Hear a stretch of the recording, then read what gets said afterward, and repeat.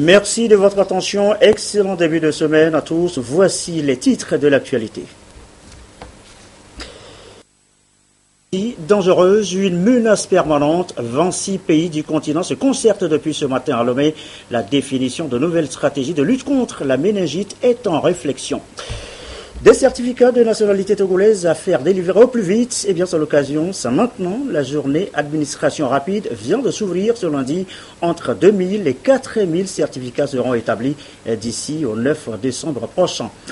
Enfin, fin de parcours pour les éperviers du Togo dans le tournoi de Lyomoa. Le Togo éliminé ce soir, conséquence d'une deuxième défaite consécutive ce soir, ce devant la Côte d'Ivoire. Voilà, madame, monsieur, le sommaire de cette édition. Bienvenue, voici le journal.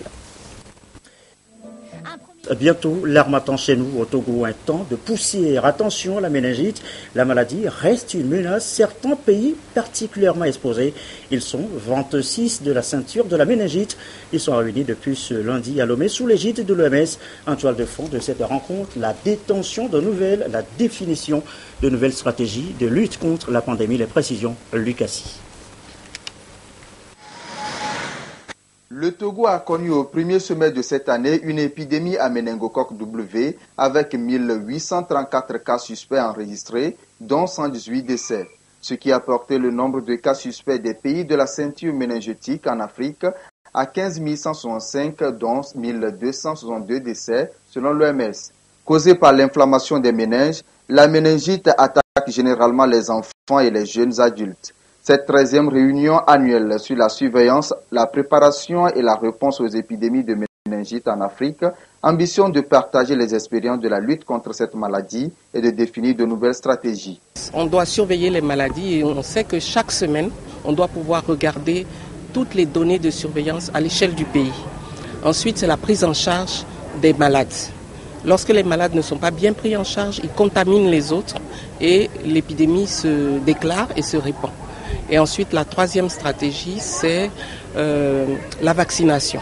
La vaccination pour prévenir la méningite, mais lorsque la maladie est installée, la vaccination réactive. L'introduction du vaccin Menafrivac contre la méningocoque en Afrique et au Togo depuis 2010 a permis la réduction considérable de cas d'infection. Suite à l'introduction du vaccin Menafrivac contre le méningocoque A, cette mesure a permis un net recul de la charge morbide et mortelle de la méningite liée à ce germe. Mais la spécificité de ce vaccin en limite la portée et incite les acteurs de santé que nous sommes à rester à la fois avisés, prudents et circonspects. Tous les pays de la ceinture méningétique sont susceptibles de connaître une grande épidémie de méningite les jours à venir, selon les experts. La vaccination est le moyen par excellence d'échapper à cette maladie. Et les vaccins ont une durée de 3 ans, 5 ans et 10 ans. Autre réunion à caractère international, du moins sous-régional, la rencontre sur la gestion durable de la pêche, de l'aquaculture et les systèmes d'information. Il s'agit de faire ici l'état des lieux de la pêche dans la zone Lyomoa, les ressources halieutiques de l'Afrique de l'Ouest, l'importance et le rôle des données constituent, entre autres, et Soram Teoteo, les thèmes de référence. Le développement de la pêche et de l'aquaculture est un sujet de grande préoccupation au sein de l'Union économique et monétaire ouest-africaine. Les statistiques sur les potentialités en ressources halieutiques divergent d'un pays à l'autre, d'où la nécessité pour les experts, chercheurs et acteurs institutionnels de la pêche de réfléchir aux défis qui se posent à ce secteur et à la complémentarité des actions à mettre en place. Pour faire une bonne pêche, il faut avoir des informations statistiques fiables. Il faut harmoniser les systèmes. Harmoniser les systèmes et aussi travailler en symbiose pour que, effectivement, que la surveillance maritime soit un véritable instrument pour permettre au pays de mieux gérer les ressources. 90% des populations vivent de la pêche dans les pays en développement. Au Togo, ce secteur emploie 22 000 personnes et contribue à 4% au PIB agricole et 1,3% au PIB national.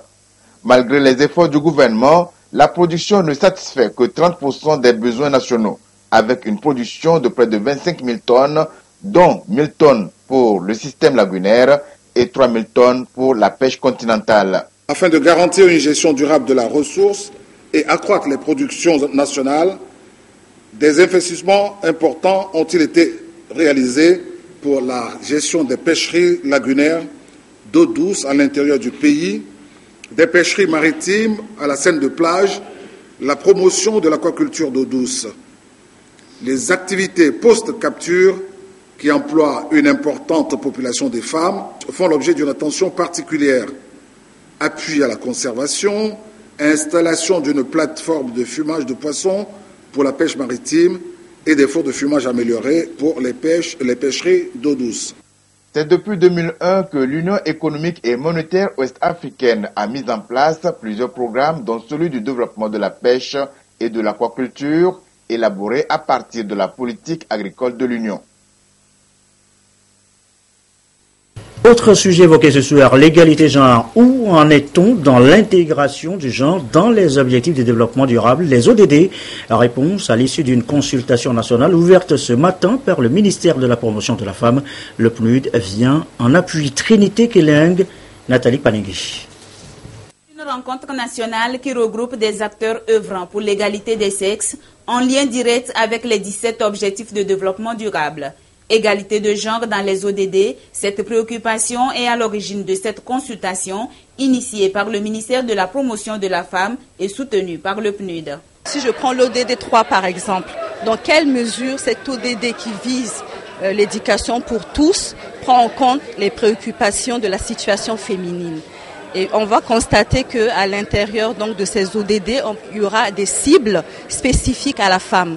On va dire par exemple, en termes d'indicateurs, quelle est la proportion des femmes qui atteignent par exemple le cycle supérieur.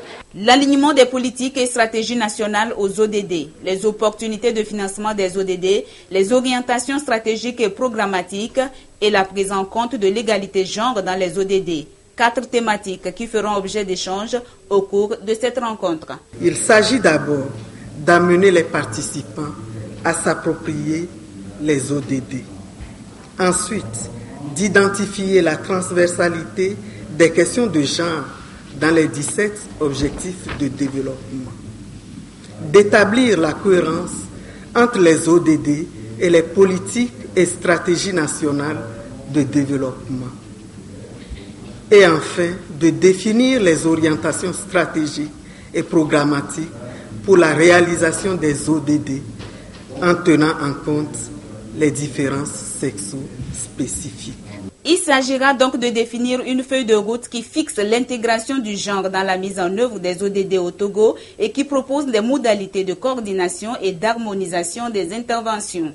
Puisque selon le dernier recensement, la population féminine togolaise est de 51,4%, dont 48,66% dans l'agriculture, 56,06% dans la transformation des produits agricoles, 71,38% dans le commerce, 90,99% dans les hôtels et restaurants, 68,77% dans les services collectifs et 86,20% dans les services domestiques. Il est 20h09. Notre deuxième titre ce soir, le lancement ce lundi de la journée administration rapide. C'est maintenant, chaque année. Avez-vous des certificats de nationalité à vous faire délivrer au plus vite? Eh bien, c'est l'occasion, ça va être très rapide. Lise Damier, les précisions, le lieu exact de la délivrance. C'est la direction de la nationalité et de l'identité civile qui offre son cadre à ces 6e journées de l'administration rapide et de proximité. 10 jours pour se faire établir un jugement supplétif tenant lieu d'acte de naissance ou un certificat de nationalité. Le certificat de nationalité prend 1 mois. Mais dans le cadre de l'administration rapide, nous sommes organisés afin de délivrer les nationalités en 10 jours. Et nous estimons ou nous comptons délivrer 4000 certificats de nationalité le vendredi 9 décembre.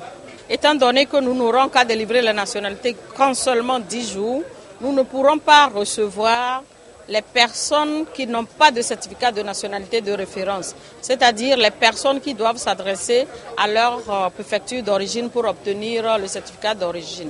Au niveau du tribunal, ce sont les jugements supplétifs qui seront délivrés. Les jugements supplétifs, comme leur nom indique, viennent suppléer la carence de la déclaration de naissance que les parents n'ont pas pu faire à leurs enfants à leur naissance dans les 45 jours qui suivent, comme le précise la loi togolaise. C'est un souci d'amélioration du service public. L'initiative, appuyée par le PNUD, fait suite aux recommandations des États généraux de l'administration qui relevaient une lenteur dans les prestations aux populations. Ces journées de l'administration rapide réaffirment que l'établissement des documents d'identité est un droit pour tout citoyen.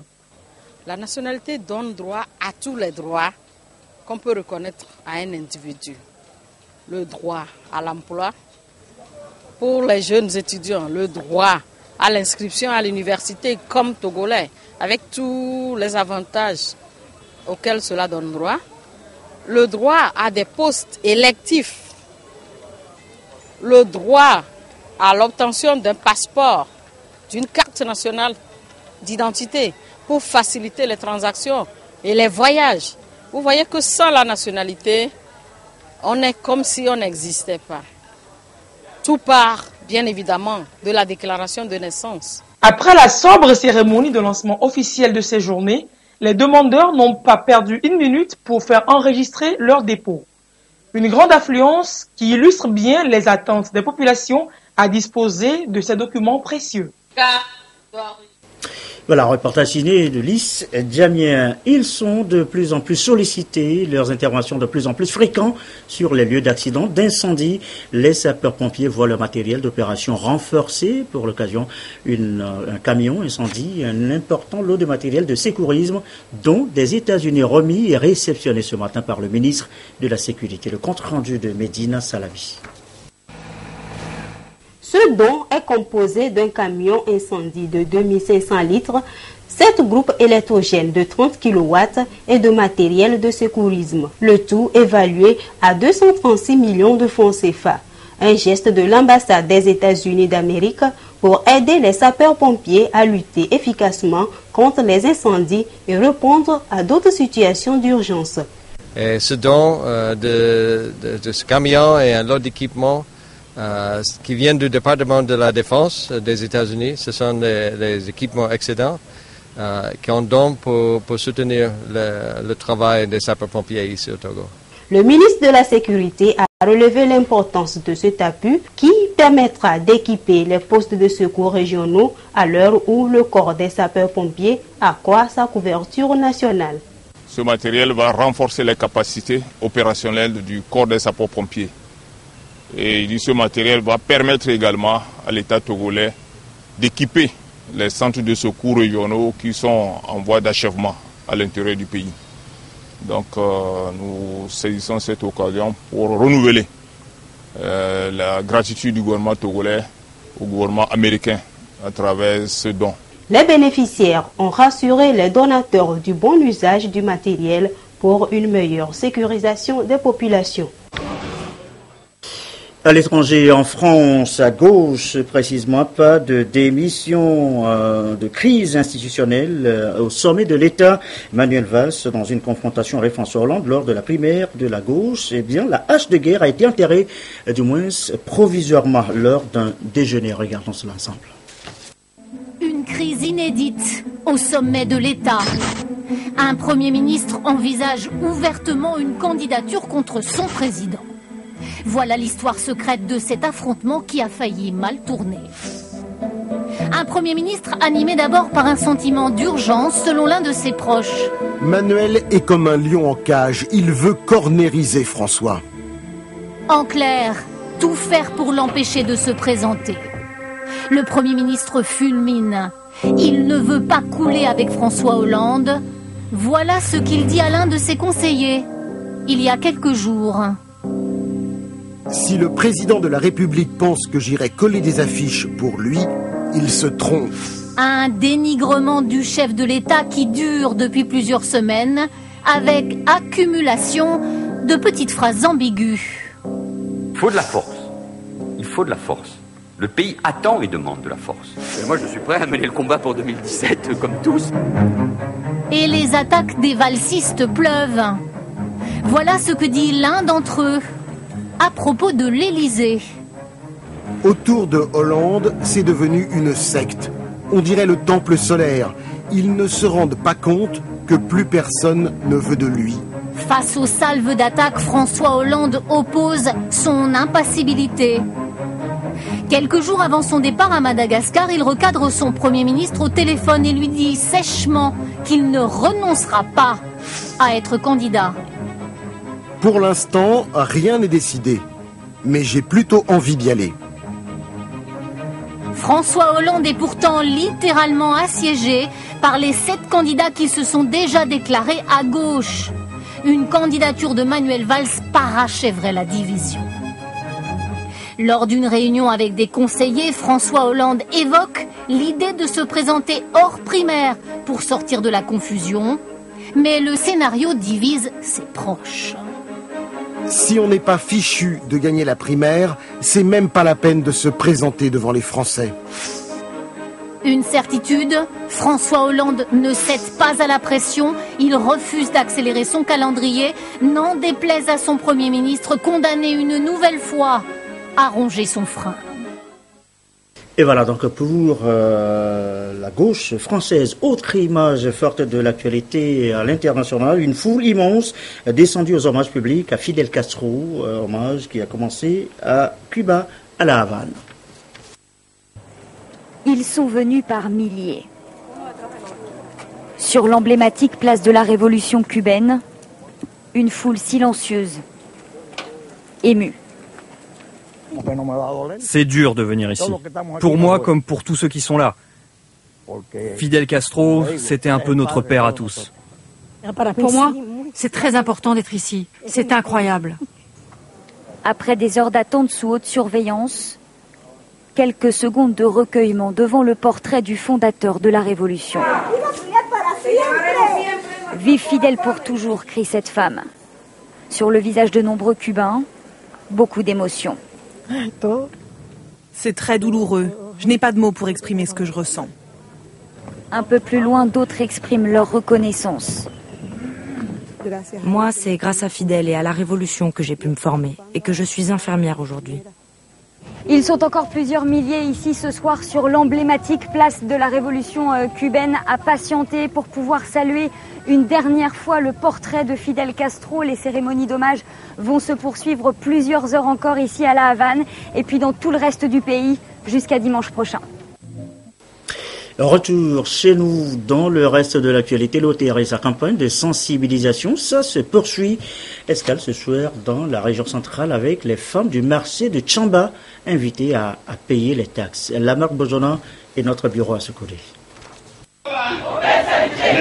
Après les savanes et la Kara, l'équipe de sensibilisation de l'Office togolais des recettes OTR en tournée à l'intérieur du pays est arrivée dans la région centrale. Les femmes du marché de Tchamba constituent la première étape de cette sensibilisation dans la région centrale. Nous sommes dans la région centrale juste pour expliquer à nos contribuables les valeurs de l'Office togolais des recettes. Ces valeurs sont lesquelles? Elles sont la transparence, elles sont l'équité, elles sont la justice.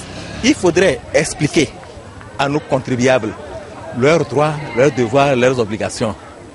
Et aussi leur expliquer comment nous travaillons, qui doit payer les impôts, qu'est-ce qu'on fait avec l'impôt. Bref, c'est leur dire le rôle de l'impôt dans le développement du pays. Leur démontrer que l'argent qu'elles paient ne rentre pas dans le vide. Cet argent sert à développer leur propre milieu. Le message donc de cette sensibilisation des femmes des marchés s'articule autour de la contribution du citoyen au développement de la nation. Message bien reçu par les groupes cibles.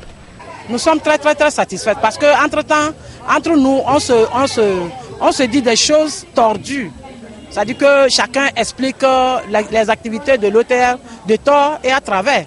Mais c'est à partir de cette sensibilisation qu'on a compris que ce que c'est que l'OTR, la douane, ce qu'ils font, c'est sur vraiment une logique.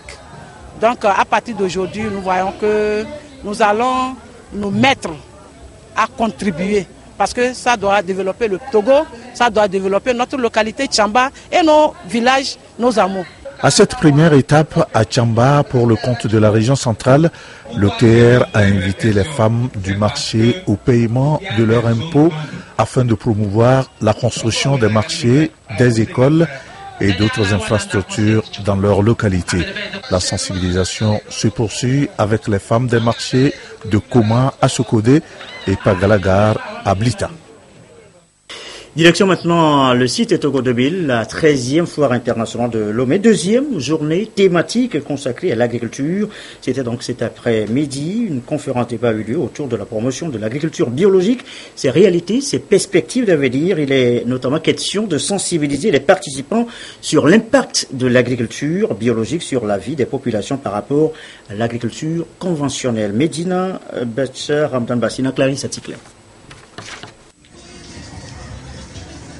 Le Togo de plus en plus tourné vers l'adoption d'une agriculture biologique. Pour que ce type d'agriculture devienne une réalité dans notre pays, l'État togolais accompagne les producteurs par plusieurs actions, notamment la promotion des agropoles et des sensibilisations en plus de ce que font déjà les ONG et les organisations paysannes. Nous avons constaté à un moment donné qu'il y a plusieurs acteurs qui interviennent dans ce domaine de l'agriculture biologique et dans différentes filières. Et donc nous avons constaté que il faut vraiment fédérer toutes ces énergies et qu'on puisse travailler avec une certaine coordination, une harmonisation des interventions dans le domaine de l'agriculture biologique. Depuis 2014, il y a une certaine coordination déjà dans le domaine et les acteurs se connaissent, ils se côtoient, ils échangent les expériences chacun dans son domaine précis. La demande aujourd'hui en produits agricoles bio est très forte tant au niveau national qu'international.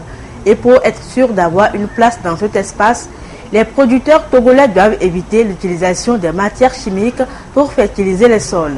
Il faut que nous puissions sensibiliser l'opinion publique togolaise sur l'agriculture biologique. Ça, c'est très important. Et de deux, sensibiliser les acteurs du monde agricole sur l'importance de l'agriculture biologique, sur les avantages que les acteurs du monde agricole du Togo peuvent tirer de l'agriculture biologique. Les structures techniques du ministère de l'Agriculture sont aujourd'hui disposées à accompagner les producteurs qui veulent pratiquer l'agriculture bio. Ceci permettra non seulement d'avoir de bons rendements, mais aussi la préservation de la santé des consommateurs. Coup de projecteur maintenant sur la société Evame Sar, le distributeur exclusif des motos de marque Sanya et Aoju au Togo. Et cette société-là qui organise une soirée de distribution de cadeaux à ses fidèles clients. Il s'agit d'une marque de reconnaissance envers ces derniers. Ramdan Mbassina. La société Evame Sar, distributeur de motos de marque Aoju et Sanya depuis 25 ans partout au Togo. Elle propose différentes catégories de motos pour le plaisir de ses clients. Des SY 150-26, SY 125-8, les tricycles, les accessoires, avec un service après-vente assuré. Nous sommes installés en Afrique de l'Ouest, nous sommes dans presque tous les pays de l'Afrique de l'Ouest, le Bénin, le Ghana, la Côte d'Ivoire, le Mali, le Burkina, le Niger, le Sénégal, etc. Et aussi en Afrique centrale, le Cameroun et le Tchad. Nous sommes dans toutes les villes du Togo. Le siège, c'est à Lomé ici, à Dekon, tout le monde connaît, on y va en face de Serving Clash. Et dans toutes les villes, Tchévier, à partir de Tchévier jusqu'à Dapaon, nous avons nos représentants, nos grossistes qui sont là-bas. Dans d'autres villes, nous avons nos propres boutiques qui sont installées dans chaque ville. À la société Evame Sar, le client est roi. Raison de plus pour remercier tous ceux qui ont acheté des motos dans les différents dépôts depuis l'ouverture de la 13e foire internationale de Lomé. Cette soirée de distribution de cadeaux répond à cet impératif. Nous avons tenu à organiser cette soirée dénommée soirée de distribution de cadeaux, tout simplement pour remercier nos clients, pour remercier ceux qui collaborent avec nous, que ce soit les grossistes, que ce soit les particuliers. Nous voulons quand même leur témoigner notre gratitude, notre reconnaissance. Voilà la raison pour laquelle nous avons tenu à organiser cette soirée. Pour cette première partie de distribution de cadeaux, divers lots ont été emportés, dont une super moto enlevée par Boukari Chilabalo. Je ne m'attendais pas Au nom de la société, je venais acheter les motos. On nous a dit qu'il doit y avoir un tirage au sort. Et je me suis présenté par hasard. Et voilà, le hasard est devenu réalité. Et j'ai gagné la moto. Moi, j'encourage tout le monde à venir acheter la moto. Je ne sais quoi dire plus que ça. C'est une joie qui m'anime. Retrouvez la société Neva Messarl sur toute l'étendue du territoire national. À Lomé, visitez les dépôts d'Agoué, Ramco, Adidogome, Gapoto, Akodesewa et Adekon. Des motos Haoudjou et Sanya à des prix défiant toute concurrence. Rendez-vous le dimanche 4 décembre pour d'autres surprises. Nous sommes joignables sur le 90 21 45 65. Donc tout simplement vous appelez ce numéro ou carrément sur notre page Facebook de la société. Et Eva Messar, vous tapez Eva Messar sur la page Facebook. Vous allez directement retrouver les informations là-bas.